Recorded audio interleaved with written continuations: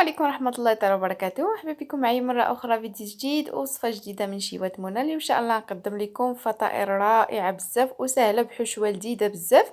كنتمنى تنال الإعجاب ديالكم. غندوزو نيشان المقادير والطريقة.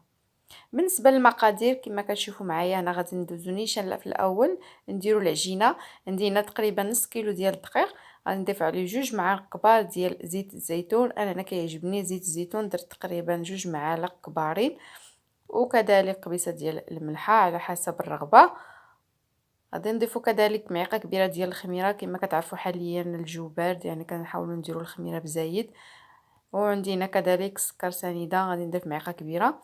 عندي هنا شويه ديال الزعتر غادي نحكو بين يديا. وعندي كذلك نيدو غبره اللي غادي ندير فيه كذلك حتى هو معلقه كبيره. غادي نضيف هنا الماء يكون دافي، وغادي ندوز نعجن العجينه ديالي. بالنسبه للعجينه كنخليها شويه كتكون مرخوفه وكتكون رطبه باش تجيكم الفطائر رطبين بزاف من الداخل ومن برا كيجيو مقرمشين. فطائر اللي ناجحين صراحه. العجين معتمد عندي حتى بالنسبه للبيتزا كيجي فيها رائع بزاف. وهنا كنعجنها، وماشي بالضروره تكون عندكم العجانه، ممكن تعجنوا غير بيديكم كما قلت لكم. العجينه تبقى مرخوفه. وهنايا بالنسبه كذلك للحشوه عندي هنا كما كتشوفوا معايا البصله والفلفله كذلك اللي قطعتهم شرائح، وغادي نديرو على شويه الزيت وندخلهم ونديرهم يتشحروا شويه. وهنا كما كتشوفوا كذلك عندي مطيشه وشويه ديال القزبور، شويه ديال الثوم محكوكه، ومعلقه كبيره ديال مطيشه ديال الحك. كنضيف عليهم هنا شويه ديال التوابل، الملحه وشويه ديال الابزار والخرقوم، شويه ديال السكنجبير، وكنضيفهم فوق العافيه وكنخليهم كيتشحروا على نار مهيله حتى كتشحر لي هذيك المطيشه. وكذلك بالنسبه للفلفله والبصله كما كتشوفوا معايا كنبقى نحرك فيهم على نار مهيله حتى كيتشحروا مزيان. وكتنشف كذلك بالنسبه للطماطم. وكندوزو هنايا كنجيب واحد الزلافه كنبداو نخوي فيها الحشوه. كما كتشوفوا ديك البصله هي والفلفله راه كيدبالوا يعني وكيتشحروا مزيان. كما قلت لكم غير نقصوا عليهم شويه العافيه وخلوهم حتى كتدبل مزيان. هذيك البصله والفلفله كترخي الماء ديالها البصله وكتشحر فيها. وكذلك بالنسبه للمطيشه حتى هي من بعد ما كتشحر وكطيب ليا مزيان كنكون العافيه ناقصه عليها العافيه مهيله كما قلت لكم. صافي كنضيفها عليها حتى هي.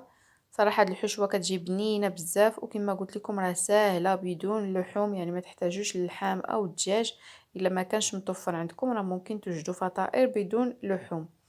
هنا غادي ناخذ كذلك بالنسبه للطون غناخذ هاد جولي غادي نفتحو وغادي نضيفو عليه هكذا على هاد الحشوه.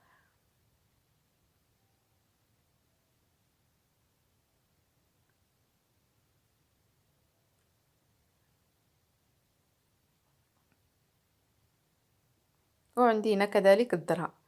انا بالنسبه للذره كتعجب ليا الوليدات، كنديرها دائما في الفطائر كتجي بنينه بزاف، كتعطي واحد المذاق واحد البنه رائعه. بالنسبه لكم الا ما كتعجبكم استغنيو عليها ما ديروهاش. وهنا كذلك عندي بالنسبه للفرماج محكوك ممكن ديروا على حسب الكميه وعلى حسب الرغبه. كذلك كنضيفو حتى كذلك الا كان عندكم الزيتون ممكن ديروا الزيتون مقطع في هذه الحشوه. انا هنا درت الذره يعني اكتفيت ما درتش الزيتون. صافي كنخلطو مزيان هاد الحشوه، كنحاول نحل هذاك الطون ويدخل كذلك مع الحشوه. كنخلطها مزيان وكندوز كذلك نوجدوا العجينه ديالنا من بعد ما كترتاح. كنوريكم الطريقه ديال هاد الفطائر. كما قلت لكم راه ساهلين، يعني كديري فطائر كبيره وكتقدميها على هذا الشكل عوض ديري ميني فطائر صغار. كندوزو هنا العجينه كما تشوفوا معايا، واحد العجينه اللي راجحه بزاف وكما كتشوفوا كتكون رطبه الملمس ديالها. وكما قلت لكم هاد الفطائر العجينه ممكن توجدوا باي شكل بغيتو. كذلك بالنسبه للبيتزا كتجيكم واحد العجينه اللي ناجحه، يعني ممكن تعتمدوها في جميع الفطائر وفي جميع انواع ديال البيتزا. كتكون بنينه وفعلا كتكون ناجحه. هنا كما تشوفوا معايا كنحاول ندير كبيرات شويه كبار، وكناخذ هنا المدلك ديالي وغادي نسرحها مزيان. حاولوا سرحوا العجينه تكون رقيقه بزاف باش ما تجيكمش العجينه غليظه في الفطائر. وكندير على حساب الطول او العرض ديال الطاوه اللي فاش غادي نقدم هاد الفطائر على شكل طولي. كما تشوفوا معايا العجينه راه رقيقه بزاف، يعني حاولت حتى كتلتصق. وكنستعن كذلك بالدقيق، المهم كنديرها رقيقه بزاف. صافي كندير على شكل هكا طولي، وهنا غادي ندير على شكل كومير او شكل حريبيل طويل. صافي كندير الحشوه في الوسط كما كتشوفوا معايا. صافي كنبدا كنرولي بهذه الطريقه. غير كما قلت لكم باش يجوكم ناجحين كما بغيتو، ما يجيكمش غلاظ، العجينه تكون رقيقه. وانتم عاونوا بالدقيق باش تسهل عليكم العمليه. صافي هكا كنديرهم على هذا الشكل طولي ساهلين بزاف. كنسد هذاك الجوانب ديالهم، وكذلك التحت ديالها كنحاول نورك عليه مزيان باش تسد العجينه باش ما تخرجش ليا الحشوه. صافي الطاوه ديال الفران كنكون فرشها فيها واحد الورق ديال الزبده، وكنبدا كنحط الحريبلات ديالي بهذا الشكل، يعني واحد حدا واحد بهذه الطريقه. صافي كنبقى مستمره بهذه الطريقه بالنسبه للعجينه كامله حتى كنكمل كاع دوك الحريبلات اللي بقاو عندي. بالنسبه للعجينه الا شطت لكم راه ممكن ديروهم على شكل ميني بيتزا، وكدير لهم نص طيبه وكتدخلهم الفريغو حتى المره اخرى الا احتاجيتهم كيجيوكم ساهلين بهذه الطريقه. صراحه هذه العجينه انا كتنفعني بزاف وكتجيني ناجحه في جميع الفطائر او في جميع اي حشوه بغيت نديرهم بها راه كتجيني مزيانه. وكما قلت لكم الا بقات لكم راه كديروا منهم هكايا ميني بيتزا صغار او كميرات صغيورين وكتحتفظوا بهم هكا في المجمد. صافي كنستمر انا بهذه الطريقه كما كتشوفوا معايا حتى كنكمل كاع الكميه اللي عندي. وكندوز هنا كما تشوفوا من بعد ما كنسالي الكميه كامله كنجيب هنا شويه واحد صفر ديال البيضه، كندير مع بعض القطرات الحليب او الخل. صافي كندهن لهم الوجه ديالهم مزيان من الفوق ومن الجوانب كذلك. انا هنا ما كنخليهمش يختمروا كما قلت لكم، العجينه خمرتها في الاول. صافي كنكتفي بداك الاختمار ديالها ديال الاول. صافي كندهن لهم الوجه ديالهم غير كنكملهم. صافي كنكون الفران شعلته من الفوق لتحت، كنخليه حتى كيسخن وكنطفي على الفوق وكندخلهم يطيبوا من التحت، وهما راه كيضاعف الحجم ديالهم في الفران. صافي هنا من بعد ما كندهن لهم الوجه ديالهم كنجيب هنا واحد الموس يكون ماضي. صافي كنبدا كنقطعهم بهذا الشكل كما كتشوفوا معايا. كنقطعهم طريفات صغارين او على حسب الكميه نتوما بغيتو تخليهم حليبلات كبار وتقطعوهم غير من الوسط، لكم الاختيار. وكذلك حتى بالنسبه للتزيين ممكن تزينوهم بالزنجله من الفوق، مهم ولا الباجو الا كان عندكم. التزيين اختياري. انا قطعتهم غادي ندخلهم الفران حتى كيطيبوا نخليكم مع الشكل النهائي ديالهم.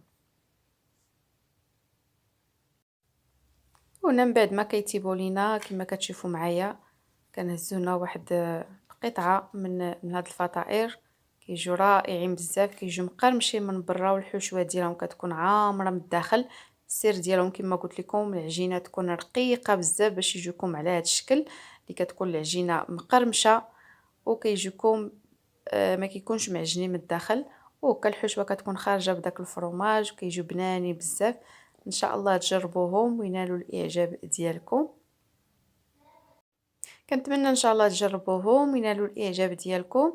وكما العاده الا عجبتكم الوصفه ما تبخلوش عليا بلي لايك وبالتعليق ديالكم اللي كتشجعوني بها دائما باش نستمر نجيب لكم وصفات اللي ساهلين ومفيدين كذلك. ما تنساوش تشتركوا في القناه وتشاركوا الفيديو مع العائله والاصدقاء لتعم الفائده. بهنا غادي نكون وصلت لنهايه ديال الفيديو، غادي نخليكم نضرب لكم موعد فيديو قادم باذن الله. الى اللقاء.